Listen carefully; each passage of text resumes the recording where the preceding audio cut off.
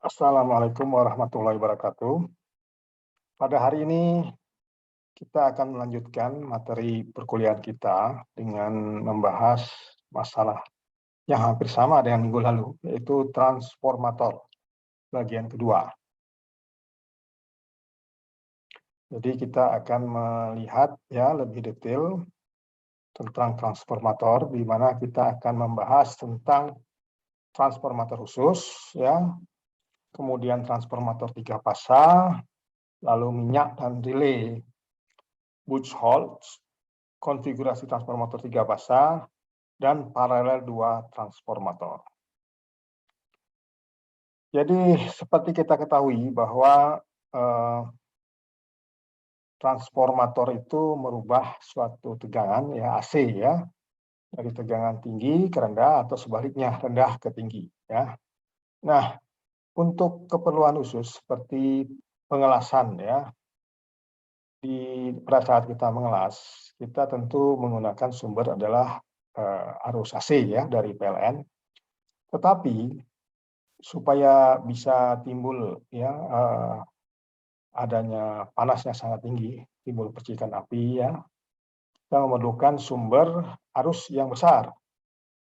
Nah, untuk itu dipergunakanlah transformator Di mana bentuk transformator adalah seperti gambar di bawah ini di mana kita bisa melihat ini kan bentuk trafo biasa ada primer, kemudian ada sekunder, tapi ini ada khusus yang bisa diputar ada besi yang dapat diputar di intinya yang dapat berpindah ke kiri atau kanan Jadi kalau misalkan kita kosong, artinya tidak ada aliran maka gaya yang di sini itu akan banyak ke arah yang sini kanan. Kalau dia tegak lurus tentu dia akan terbagi Jadi kalau dia tegak lurus di sini maka harus ada sesuatu, kalau dia ke kanan maka banyak arus yang ke arah sekunder Jadi ini prinsipnya Jadi kalau kita melihat di dalam kotak plus itu di dalamnya ada seperti ini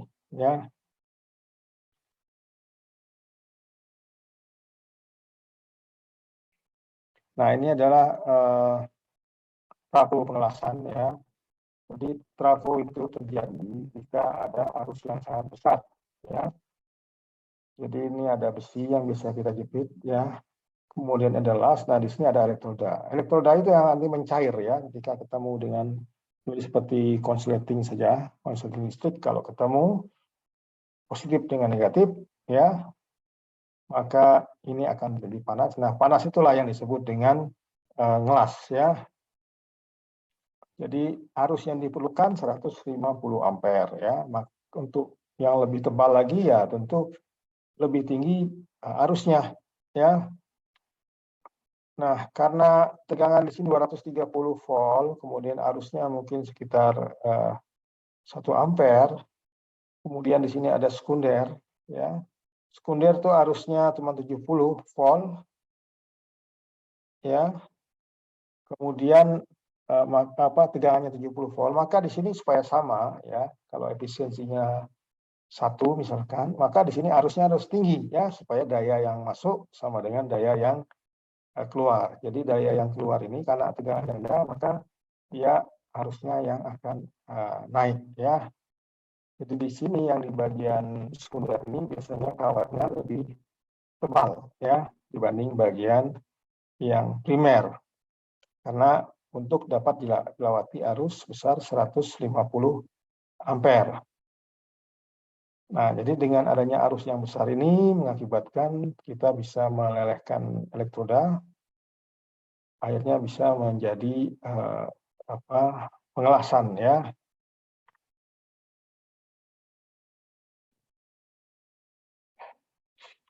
Jadi trafo yang dipakai ya di las ini ya, walaupun mungkin ya 150 ampere itu tidak mengakibatkan trafonya putus ya, karena dia pertama tebal ya diameternya, kemudian dia dibuat dari bahan yang tahan ya, jadi sangat tebal sekali sehingga dia tahan terhadap putus. Dengan dia tahan terhadap putus, maka semua arus itu akan mengarah ke elektroda ya. Nah, dia grafiknya itu sesuai dengan grafik ini. Jadi kalau misalkan kita ada tegangan 40 volt ya, maka kita bisa dapatkan arus 80 ampere. Kalau diturunkan lagi trafonya, lilitannya kita kurangi, maka kita bisa 110 ampere. Jadi tergantung berapa Anda merancang trafo tersebut ya, mau lilitan sekundernya lebih sedikit dibanding lilitan primer, ini akan mendapatkan pengurangan tegangan. Di saat yang sama itu akan mendapatkan pengurangan arus.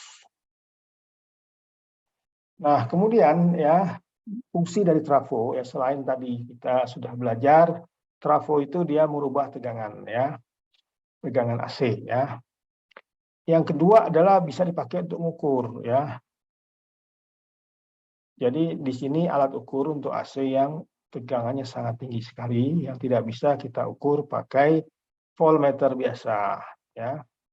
Jadi kita pakai namanya trafo ya. Nah, jadi untuk ukurnya pakai namanya trafo arus ya, CT, current transformer ya. Jadi current transformer ini adalah sebenarnya suatu lilitan, kemudian di tengah-tengahnya dilewati arus listrik. Jadi kalau misalkan ada arus AC, maka lilitan daripada CT tersebut akan menerima yang sebanding dengan tegangan atau arus yang dilewati ya. Nah, karena dia hanya sedikit ya, lilitannya sedikit, maka arusnya pun kecil ya, sehingga bisa dipakai untuk mengukur. Jadi misalkan arusnya tegangan 120 kilovolt ya, lalu arusnya 50 ampere, maka kita bisa menggunakan dengan CT ini ya, itu kita bisa dia akan turunkan arusnya menjadi 1 ampere atau 5 ampere. Nah, lalu dengan perbandingan kita bisa menghitung berapa arus yang lewat ya. Nah, bentuk gambarnya adalah seperti ini ya, untuk diagramnya ya. Jadi dia misalkan kita ingin mengukur tegangan antara L1 dengan L2. Maka itu kita pasang trafo primernya, lalu CT itu adalah di tengah-tengah kawat ini, kemudian dari sana kita bisa dapatkan tegangannya ya. Karena kan pakai rumus trafo kita bisa tahu ya, perbandingan lilitan ini kita bisa dapatkan tegangannya. Nah, tegangan itu adalah tegangan yang kita ukur. Ini biasa dipakai untuk tegangan tinggi ya, seperti 20 kilovolt. 20 kilovolt itu sangat tinggi sekali, sehingga kalau ada manusia dekat sana, dia bisa terkena namanya sutet ya. Jadi hati-hati untuk tegangan tinggi. Sehingga untuk mengukurnya pun diperlukan suatu namanya current transformator, CT ya. Nah, biasanya di current transformator itu ada rate-nya, seperti mesin, kita punya mesin kan ada speknya ya. Dikasih tahu di situ arusnya berapa yang bisa diukur, kalau 300 ampere dia bisa dapat 5 ampere ya. Kemudian tegangannya sampai kalau ini 3 kilovolt ini bisa dapatkan sekitar 30 hingga 60 ya daya ya. Kemudian daya trafonya ya 150 sampai 150 ya. Frekuensinya 5 Hz ya. Kemudian presisi pengukuran nih. Prediksi pengukurannya yaitu 0,2 sampai 0,5% ya. Jadi ya di sini ya. Lalu tegangan primer 10.000. Jadi ini hanya gambaran, tapi biasanya di datanya ya seperti ini, bisa tegangan 10.000 volt, 10 kV ya. Kemudian tegangan sekunder 100 volt. Jadi yang kalau misalnya terlewat di tegangan itu 10.000 volt, maka di CT itu kita bisa mengukur 100 volt. Kemudian tegangan kerja adalah berapa yang bisa digunakan ya. Lalu daya yang dipakai oleh trafo itu ya 100 sampai 150 volt ampere, frekuensi yang digunakan 50 Hz ya. Nah, ini contoh. Lalu mengukur arus juga sama. Jadi kita bisa pakai kumparan itu dilewati ya, inti kumparan dilewati oleh satu kawat. Kemudian kita bisa mengukur arah arus yang didapat ya. Nah, ini modelnya sama ya. Kita untuk trafo arus ada berapa arus, berapa dayanya, frekuensi ya, sama. Ada lagi pengukuran itu pakai klem. Ini tuh tegangannya rendah ya. Tegangannya rendah pakai klem saja kita jepit. Ya, sebenarnya isi klem itu adalah kumparan tadi ya. Kita jepit nanti akan tertera berapa ampere arus yang melewati kawat tersebut ya. Kemudian ya kita perlu pelajari yaitu trafo 3 pasa ya. Trafo yang tadi kita bahas 1 pasa. Nah, sekarang trafo 3 pasa.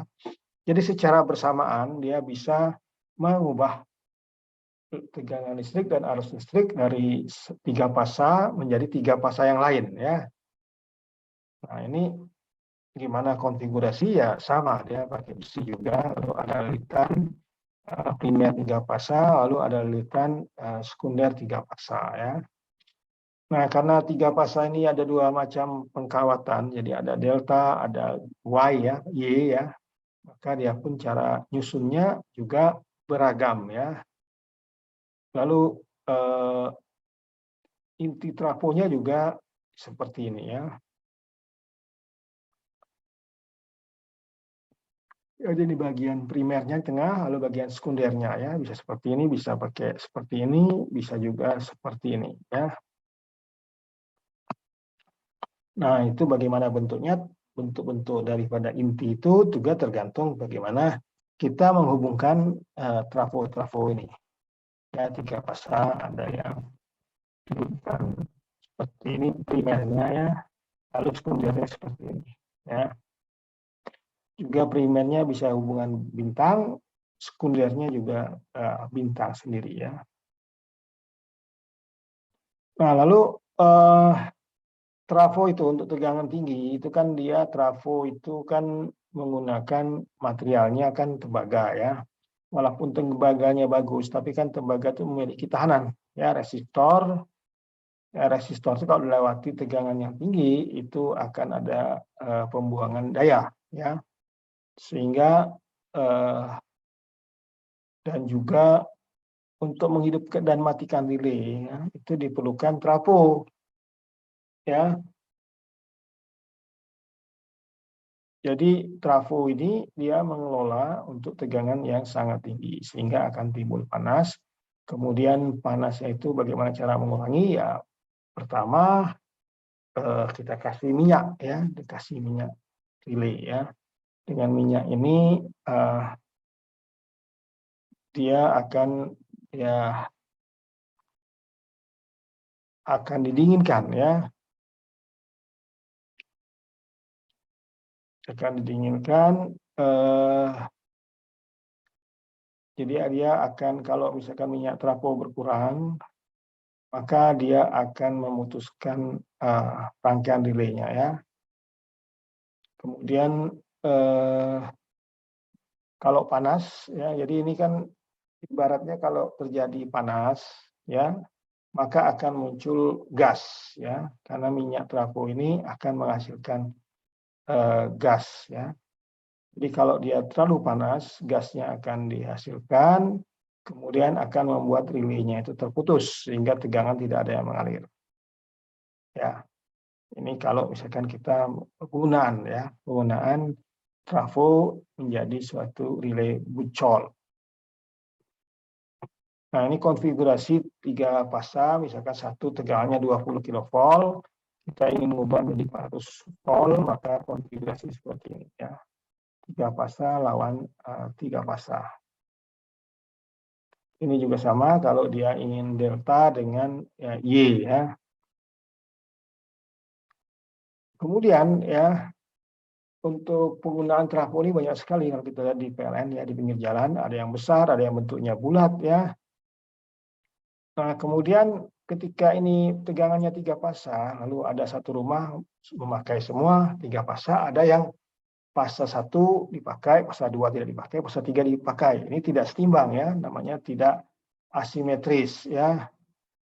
Nah, untuk itu ya dalam membuat trafonya kita harus menggunakan hubungan YY, N6 dan DYN atau YN5 ya.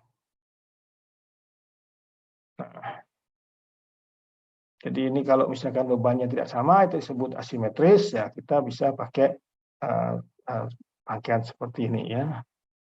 Ini juga yang untuk YYN6. Ini untuk ZN5, jadi cara menghubungkannya antara primer dengan sekunder ya. Sekunder itu juga punya trafo yang banyak, primer juga punya trafo yang banyak. Nah, ini cara menghubungkan antara misalkan Y dengan Y ya. Ini cara menghubungkannya, ini gambarnya, lalu juga delta dengan Y dengan delta, misalkan ini ada rumusnya ya, rationya. Juga transformator itu bisa diparalel, misalkan kecil ya, kemampuannya kecil, kita bisa paralel dengan transformator yang lain selama tegangan nominalnya sama dan rasio belitannya sama. Nah, seperti ini ya. Nah, oke, berikutnya adalah soal-soal. Silahkan Anda kerjakan soal-soal ini ya sebagai latihan nanti untuk menghadapi UAS ya. Oke ya, saya rasa hari ini cukup sekian. Terima kasih ya, sampai bertemu minggu depan. Assalamualaikum warahmatullahi wabarakatuh.